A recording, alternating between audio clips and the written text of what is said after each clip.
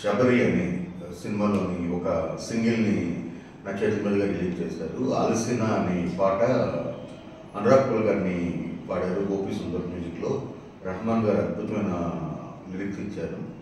పాట చాలా బాగుంది. విజువలైజేషన్, తర్వాత విజువల్స్ కానీ, ఆ పాటను చిత్రీకరించిన విధానం కానీ చాలా చాలా బాగున్నాయి. అయితే కథ గురించి మామూలుగా అడిగినప్పుడు మదర్ డాటర్ తాలూకా ఎమోషన్ని ఒక థ్రిల్లర్గా మలిచిన విధానం గురించి మహేంద్ర గారు చెప్పారు.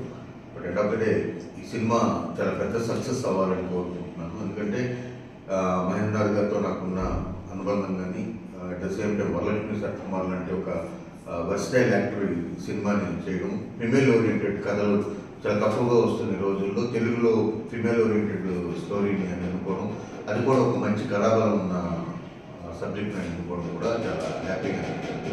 పాట విన్నాను, పాట చాలా బాగుంది, హ్యాపీగా ఉంది.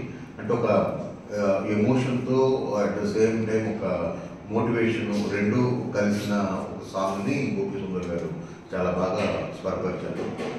I wish all the best to the team. Thank you. Thank you sir, thank you very much. మీ బ్లెస్సింగ్స్ ఎప్పటికీ కావాలి. So thank you very much sir. మీ థర్డ్ వస్తుంది మూవీ.